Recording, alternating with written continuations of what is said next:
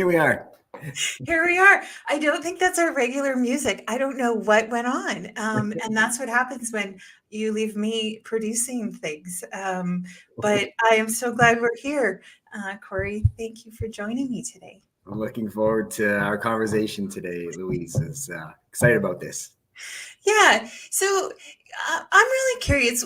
What's one thing that maybe you're celebrating that's gone really well for you lately? I'd love to hear about that today. Yeah, no, that's a great question. And I was thinking this morning a little bit about that. I felt like that would probably be part of our conversation here. I'll reference an event, but if I think of sort of the impact of what I'm thankful that event that took place recently is just, I think, really being able to make a difference using the skills that I'm very passionate about and have worked really hard to develop. And that's what I'm really celebrating right now. I work full-time at Decor Cabinets. I'm a trainer, facilitator there, but I do some contract facilitating for an organization called Arbinger. And Arbinger is about outward mindset and the impact of that mindset on relationships and work. And so I got to lead a 2-day facilitation with a team. And, when you are in those moments where you can just see that people are connecting the dots between, whether it's a tool or a concept, and all of a sudden their own life is kind of coming in, and you have those aha moments, right? That we all sort of yearn for. And so I had a number of those over the last 2 days, and I'm going, oh, like this is so fantastic that people are seeing this, they're getting it, they see how this can impact personal and work, and that gets me really excited because I do genuinely love people, and to see, hey, is there anything I can do to help you move forward in your goals and what you're wrestling with? So, yeah, I love that. I love the sparkle people get in their eyes, right? When you can just see, like, you see the light bulb and you see them connect the dots, and it just it gets you jazzed, especially when we're in this kind of this self-development, personal development, professional development space, because it's all the same, right? And so when people can start making those connections and weave that together, it's tingly. And we're going to talk more. I want to know more about the outward mindset that you went to with Arbinger, but we'll get there. Lots of things to talk about today. And Kim is not here to hold me back, and so who knows what's going to come out of my mouth today. But not wait. Louise Unleashed. That'll be the next title for your podcast. Yeah, absolutely. And I'm celebrating. You and I were talking a little bit about backstage about kind of like being introverts, and then how we kind of like to step out of the limelight a little bit and just take a step back. And when we can, challenge ourselves and face the fear a little bit and step in and share a message or share a story, it really is impactful and empowering. Last weekend, I did something very scary and very exciting for me, and I joined an improv group. And wow. And we got together just for a weekend. It was just a workshop filled with amazing women. I think there was about 14 of us. Didn't really know anyone, had an acquaintance in the group, but it was really scary for me to actually just get to the theater, never mind get on stage, never mind with a surprise performance at the end of our workshop in front of about 100 people, opening for an improv troupe who was celebrating their birthday. And this was all kind of all came together at the last minute, or maybe it was kept from me for a reason, because I don't know if I would have gone for it all. But what an experience, and what a gem and what a nugget for me to be able to hold on to and just kind of challenge myself and feel the fear and do it anyways. And that it's kind of all ties into a little bit of our topic today too. Yeah, totally. Well, I'm first going to say that wasn't what I expect you to say, but good on you, right? And so much richer for it in those experiences. Yeah. We don't let fear guide our decision-making process, especially when it comes to new fun opportunities, right? And other areas too. Absolutely. Yeah. Okay. So I'm going to do a really quick intro. So kind of who you are, and you're kind of my co-host slash guest today. But yeah, so Cory Kehler has been in the role of people development for, I bet, at least the last 20 years, both in nonprofit and profit organizations. During this time, Cory has been a public speaker, a trainer, a leader, and a mentor.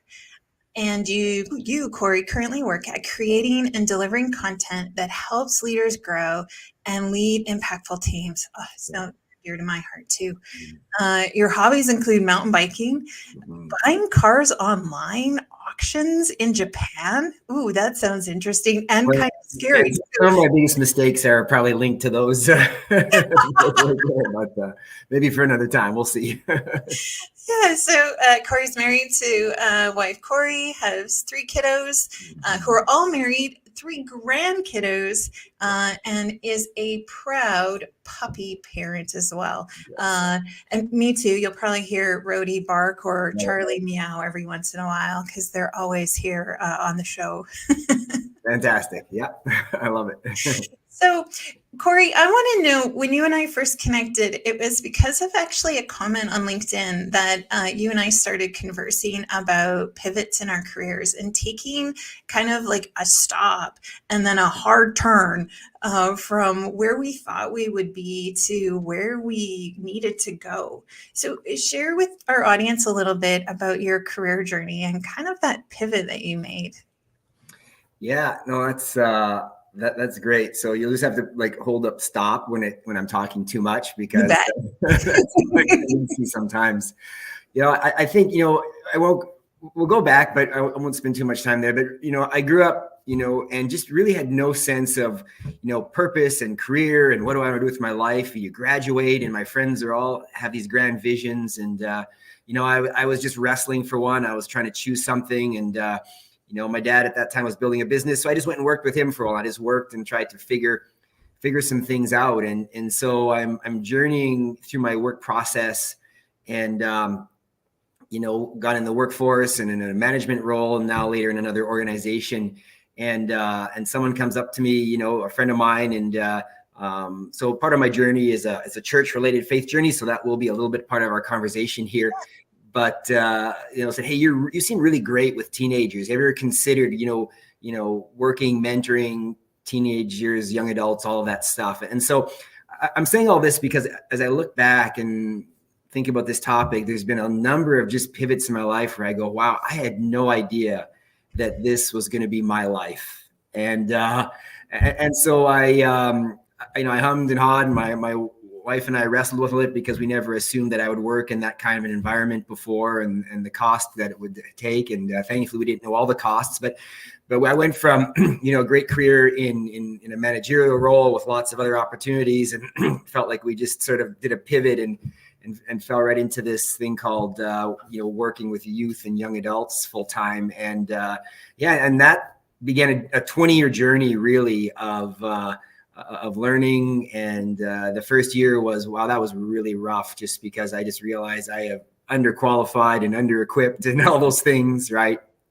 And so I did that for about 20 years and really loving it, thinking that would be the rest of my life. And, I had transitioned into more of an associate role within our church organization. So moving up there, they asked if I build a leadership development school for young adults who are kind of in their gap years. So we did that. And that was like, oh, wow, I'm really excited again and pumped up and dreaming about the vision. And then, like so many things that COVID impacted, it was that. And so they decided to just continue the school. And so that sort of was taken away. And there's other opportunities that they're asking me to kind of step into. And I'm just like, I just don't know.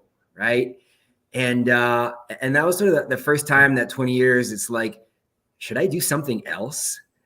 Right. And my wife and I were, and anyone who's pivoted, on one hand, you're really excited about new possibilities. On the other hand, you're just like crazy scared because, it's a whole new world. And I think where I wanted to go, I wanted to go into corporate. I wanted to take some of those skills that I had and move in to that world and facilitation and training and development. And yet it was a world that I just wasn't. It's been 20 years, right? And so I think that was, something that I still look back and I just can't even believe I did it, because you know, and I talk to people about having a good exit plan now.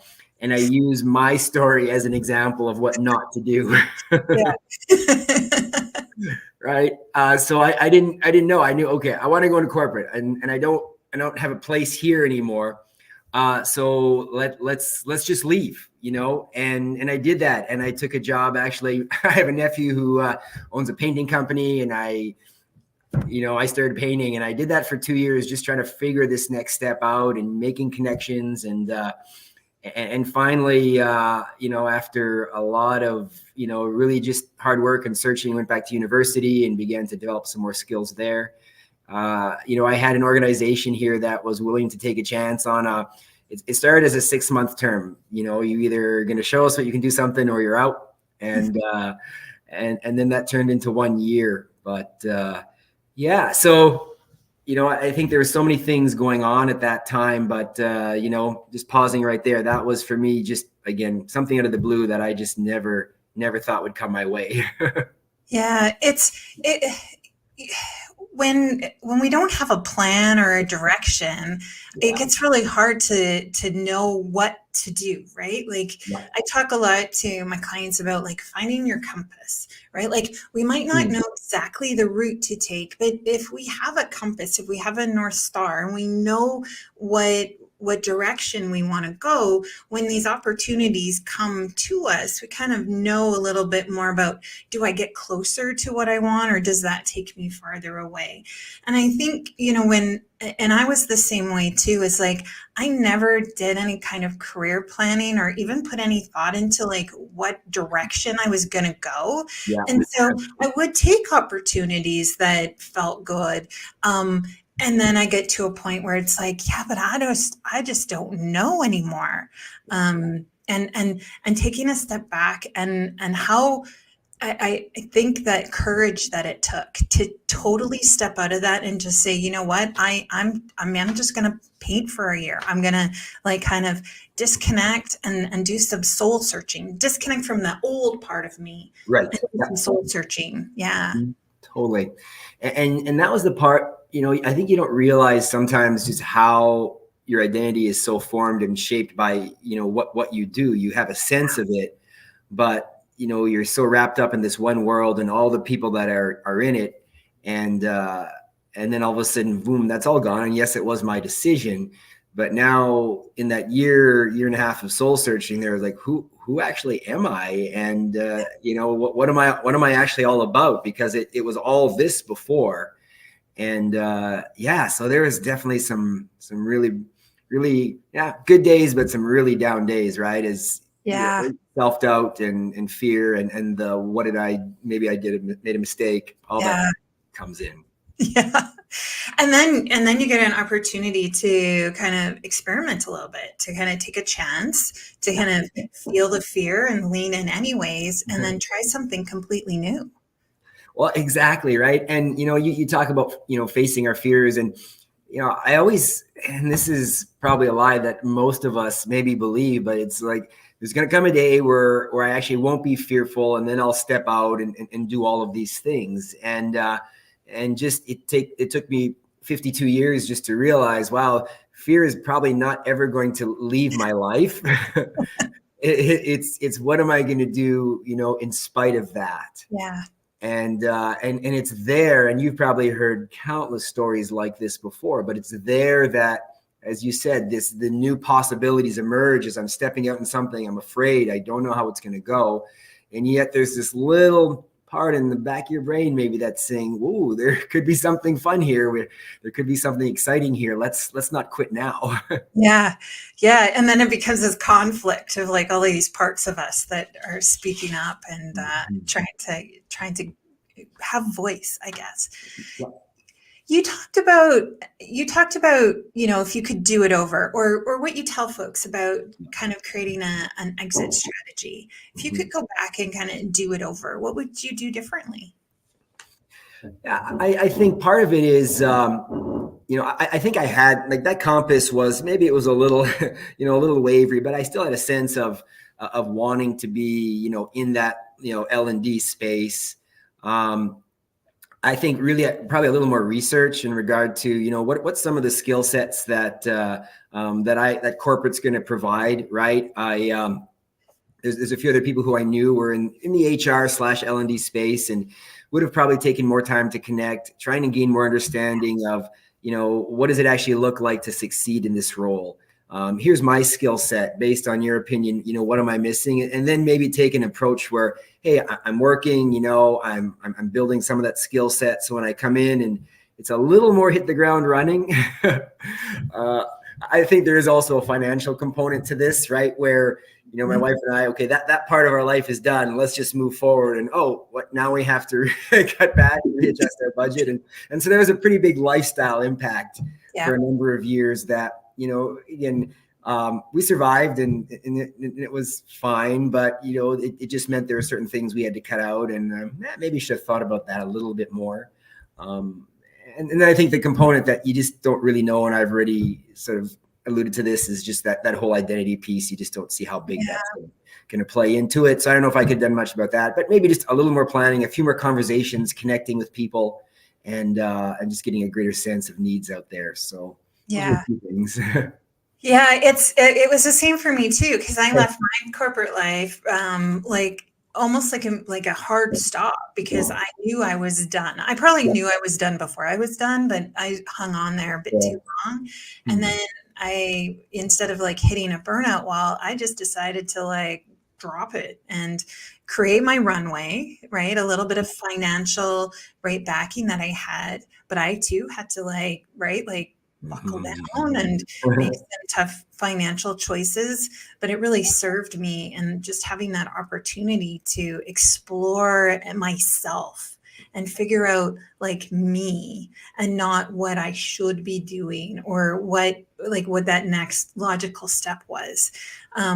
But yeah, and then I decided, I just start a business. And then, well, you got to put a little more plan to that, but it's working, because 6 years in, I'm still surviving and keeping my head above water. But yeah, it's so interesting. I have this kind of this theory that we do have to, before we can like put ourselves out there, we kind of have to know ourselves first, right? We have to go on this journey of self-discovery, so that when we do land professionally, our insides match our outsides. And I think for a lot of people, we just keep looking for the outside. We look for the job boards. We look for the, what's going on, what's out there. I can do anything. So now I'm trying to do this and this and this. But if you don't take that inside piece and time to kind of self-discover, I think then it even is more scary to take a leap, because you don't know what you got. Well, exactly. Right. And even as you're saying that, I'm thinking too, you know, first of all, what a great way to put it. But if you just pursue that outside, I find that often when things don't kind of come up maybe as quickly as you want, or there's struggle, well, I'll just default back to then what I was doing. Right. And you almost sort of miss that opportunity to do what I have found is to be that really hard work of pressing in, and that discovery, and realizing, no, this is actually what I want so badly, that I'm not going to allow the temptation of maybe the easy, right, to go back to what I'm used to, but keep moving forward and spread that, because there's something here that just feels very real to me that I've discovered, as you've mentioned, right? Yeah. And that fear reaches in and like shakes us all up, and like challenges us. It shakes our self-confidence, puts obstacles in our way. It's that fear and I always say to folks too, it's like the thing that scares you the most, that's the thing you're supposed to be doing. Like public speaking or starting a podcast, all the things. All of those things, right? So yeah, it's listening to your body, and it's like tapping into that. I think there's energy there, and when we face the fear, it's like we kind of, instead of like fighting against it, it's like, how do we bring it along on our journey? Right. And use it as a motivator, right? Because I think a lot of times we can think of examples how fear really paralyzes us. But, you know, and I think the more stake you have in the game, so to speak, right? I think about, you know, my wife and my children, my grandchildren and stuff like that, and want to do great things for them. It's like, to me, that's a fantastic motivator. It's like, guys, this is hard work and you're gonna have to be patient with me, but I am so committed to this because I want to see us win with this, right? And Yeah. it was a good thing for me. Yeah, I love that. Absolutely. So tell me what's like, here you're on your career journey and you're still figuring it out, where you're going to land, what you're going to do. And you said like you took an experiment that kind of turned out and worked for you. What's the most exciting thing that is going on right now in your career journey? Yeah, I think it's sort of twofold, but they're actually really interconnected.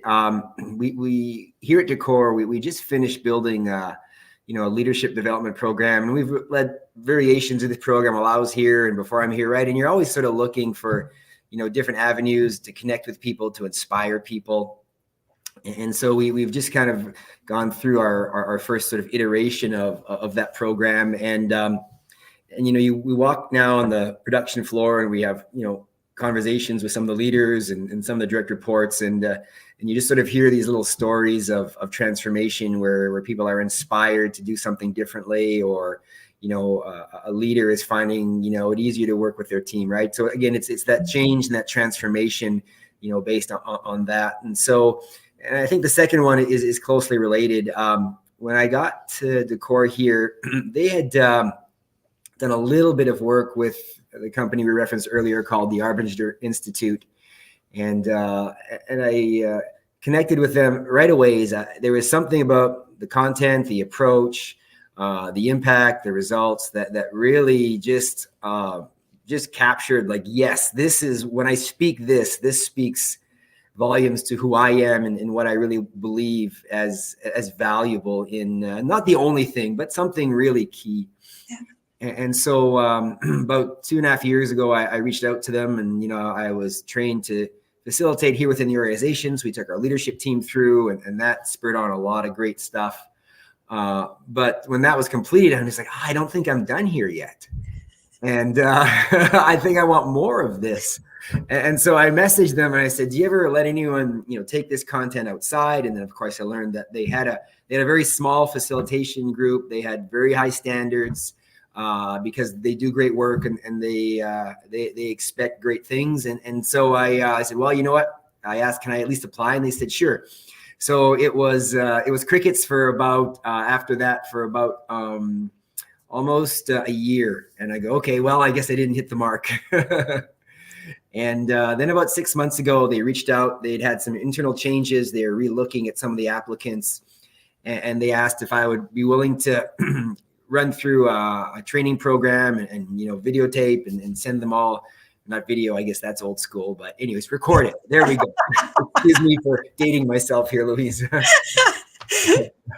So that was about 16 hours of recording and training content that I sent them, and that got reviewed and raked over. And about 3 months ago, they messaged me and said, hey, we think you're going to be a good fit for us. And so it was, again, just how much that material feels a part of me, and just the opportunity to work with a small group of what I see as very much more talented than even me facilitators was something that was just really, really exciting for me, on top of what we're already doing here at Decor. It just felt like the cake got another layer of icing, and it's cream cheese, and I love cream cheese.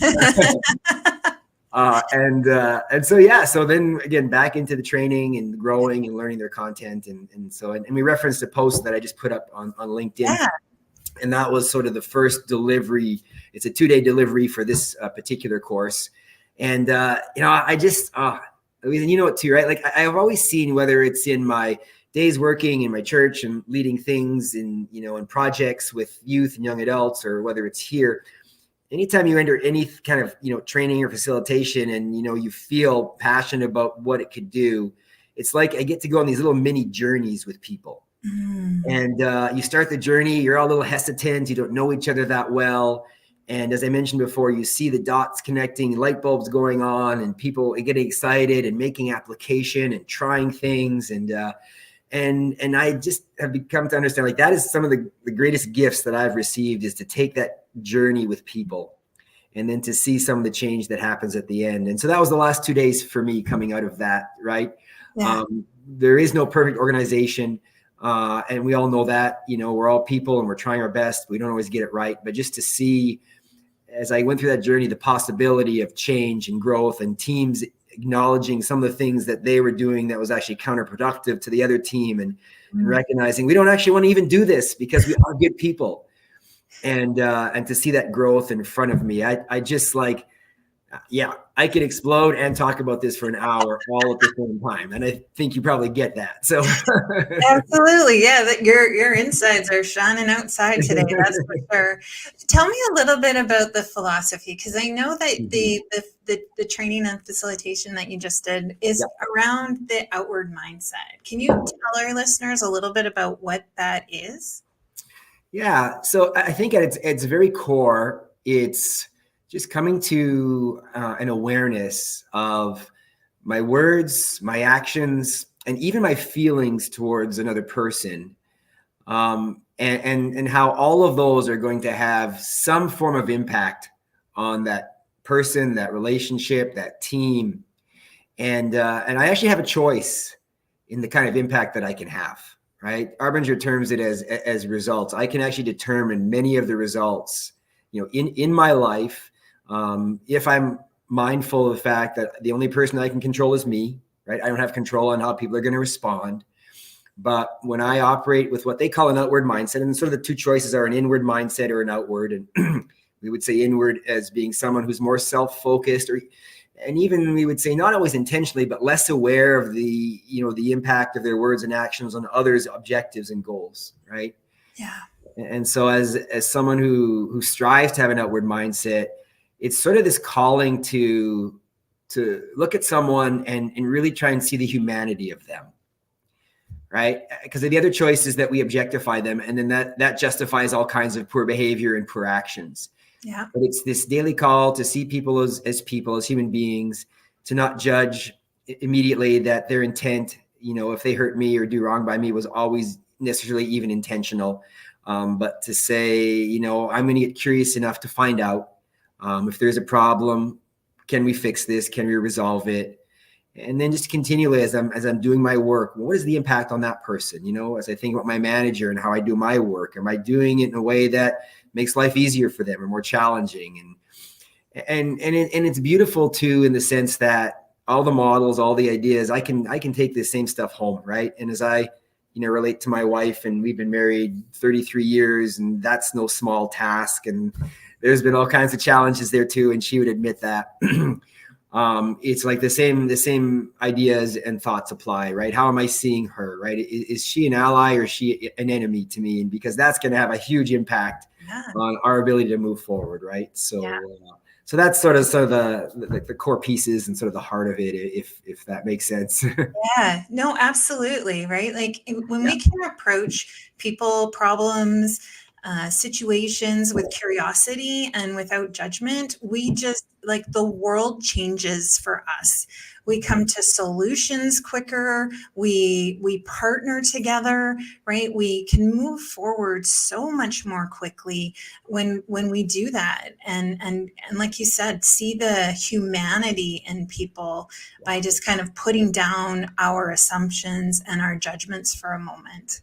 Totally. And it creates this space that I feel like a lot of people don't believe can actually exist, where, we can have a difference of opinions and believe different things, and yet we can still actually coexist and work together in a very healthy and productive way that doesn't have to undermine all the good that is available because I'm a person and you're a person, and we actually want the same things, right? We want to be valued. We want to have a purpose and all of that stuff, right? And if that becomes our key focus, I just think anything's possible then, right? When it comes to people and what we want to try and achieve, home or work.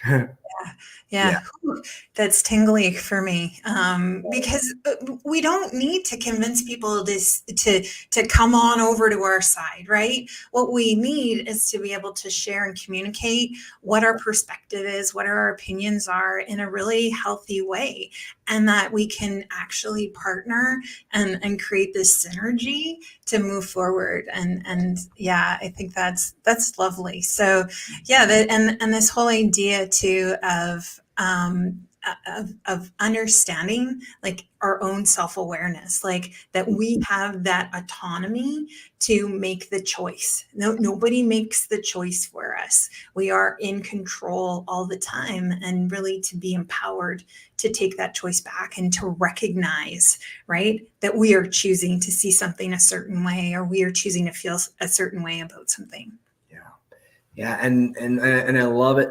What you said there, that how powerful that choice is that we get to make to change our lives and the lives of others, right? Like that is, we think about power, and that is, to me, that's what makes power beautiful, right? It's this Mm-hmm. heart to choose, this idea that I can choose a different path. Yeah. And it doesn't have to be filled with anger or resentment, or or carry this pain on my own, whatever it is. And Yeah. it's very freeing. Yeah, it is absolutely. Personally and professionally, right? And that's that whole idea too, is that, when we kind of face that fear, when we use it and we start to step into our own power and make those decisions from a holistic point of view, we actually do, it's ripples. I've been saying this all week, right? It's ripples. It's Yes. ripples in a pond. And who knows what those ripples touch, and who knows who they touch. But we actually do start to change the world, a little tiny ripple at a time. Yeah, right. I love it. I love it, because it's true. I used to not understand that concept, right? But in so many cases, it's the small things that you do consistently on a daily basis to the people that like you, that don't like you, that you connect with, that you don't, and the power of that impact. It's Yeah. beautiful. Yeah, good. Well, I can talk until the day is long with you, Cory, and you and I have had some great conversations, and this won't be the last time we talk.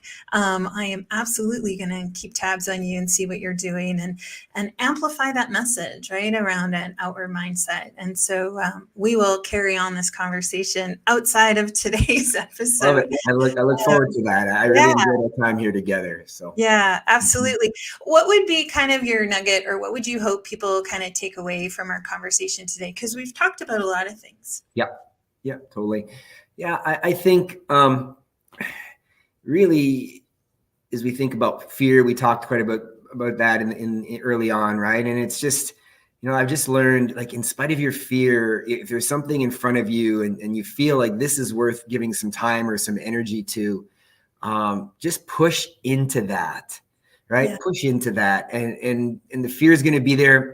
It probably won't go away, but don't let that be your guidepost, right? Like, I think passions are part of it. Obviously, we do need certain skill sets, but I have listened to fear way too many times, and if we talked about even do-overs before at 52, I think that would be the big do-over. It's like, don't listen to fear so much. Don't wait for it to go away. Just keep moving forward. Yeah. And you will be surprised where life can take you and the doors that can open up. Yeah.